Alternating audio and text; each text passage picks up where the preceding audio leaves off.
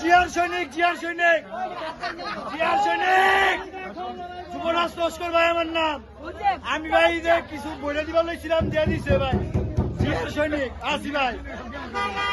শেখ মুজিবুর রহমানের মনে আছে ওদিকে সিগা শেখ হাসিনা কেমনে বলাইলো, এত নেতৃত্ব কেমনে বলাইলো শেখ হাসিনা।